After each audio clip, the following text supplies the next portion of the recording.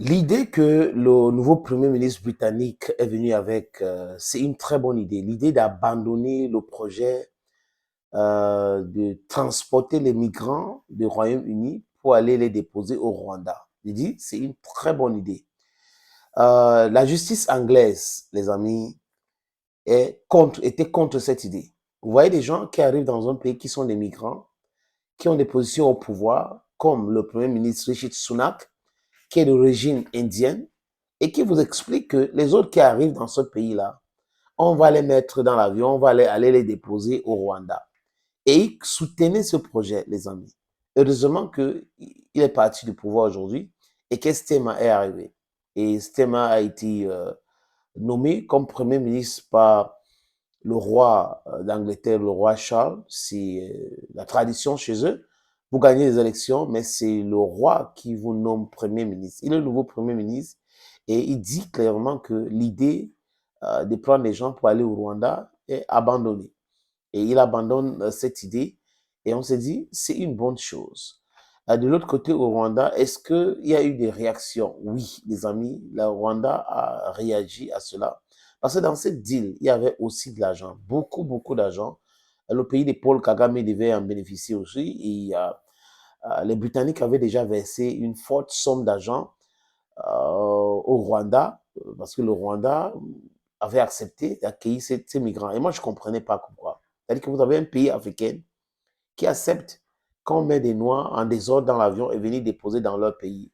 Est-ce que l'idée, c'était quoi? Repeupler le Rwanda, c'était quoi? Le gain facile? C'est pas tout l'argent qu'il faut prendre. Il y a un argent qu'il faut refuser. Je me rappelle une fois, j'étais en Guinée équatoriale avec une chanteuse que je manageais. On nous a appelés au Congo-Brazzaville. On devrait quitter la Guinée équatoriale pour le Congo. Qu'est-ce qu'elle m'a dit? Elle m'a dit qu'on ne peut pas gagner tout l'argent du monde. Oui, les gens devraient intégrer ça. Leur repos et autres est aussi très important.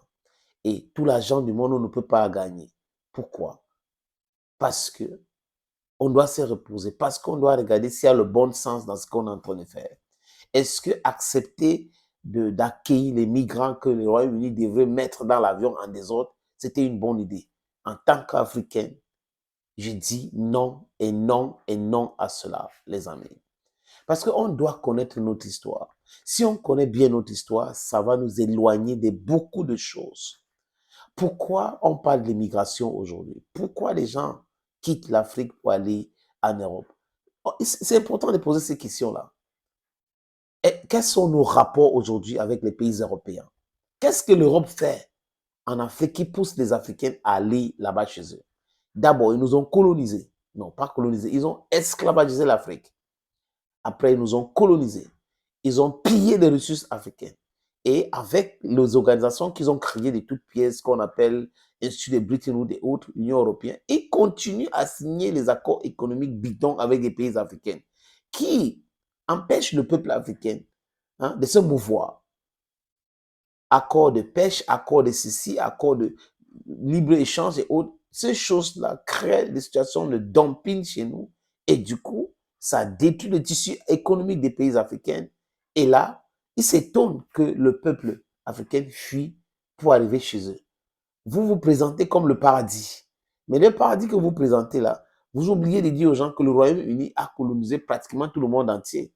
Vous oubliez de dire aux gens que le Royaume-Uni a pillé pratiquement tout le monde entier. Vous oubliez de dire aux gens que les Européens ont colonisé le monde entier et ont pillé systématiquement le monde entier. Vous oubliez de dire aux gens qu'ils continuent de piller le peuple d'Afrique. Je vous ai présenté les différents accords uniquement pour parler de ça. Maintenant, le pillage des ressources avec les guerres illégales créées de toutes pièces pour continuer à perpétuer cet état des choses, des amis, c'est encore des choses qu'on peut en parler. Quand on a fini de faire le tour, la kaléidoscopie de toutes ces affaires, les amis, un pays africain digne de ce nom ne peut accepter, prendre cette responsabilité d'accueillir des gens en désordre comme ça. Le Mali, à l'époque de Sarkozy, avait refusé d'accueillir les Maliens sur leur sol.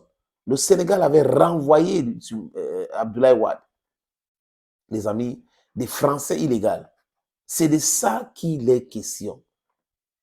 Donc, c'est la réciprocité dans la diplomatie pour se faire respecter. C'est du tic au tac. Tu me fais ça, je te fais ça. That's how it works in diplomacy. And for people to respect you, that is what you need to impose. You need to show them that if you do this, I can do that. Donc le Rwanda n'avait pas mon soutien et le Rwanda n'avait pas le soutien du peuple d'Afrique en acceptant cela. Mais aujourd'hui, les amis, le Rwanda a passé un message clair au Royaume-Uni que l'accord sur les immigrants, l'accord, je répète, sur les migrants que le Royaume-Uni abandonne aujourd'hui n'a pas prévu que le Rwanda leur rembourse l'argent qu'ils ont déjà versé. Je répète en français facile que l'accord sur les migrants abandonnés par Londres ne prévoit pas de remboursement. Et qui a dit cela, les amis? C'est le porte-parole adjoint du gouvernement rwandais, Alain Mukuralinda. Alain Mukuralinda a dit ça à la télévision d'État et à ce thème clair. Vous nous avez donné de l'argent pour ce deal et vous annulez le deal aujourd'hui, on ne rembourse rien. Cet argent reste au Rwanda. Il s'agit de combien, les amis? 240 millions de livres cette année que le Royaume-Uni avait déjà versé au Rwanda pour ce projet illégal. C'est une bonne chose. Considérez, c'est notre argent aussi. Cet argent est notre argent. Thank you, friends. This is your Bamenda man. This is your Ekona man. This is your Ngiman. I'm proudly so. Bakure man, don't you forget, hey, it's very, very, very important. Globally, this is your Anglophone man. Yeah, thanks for always subscribing on the platform.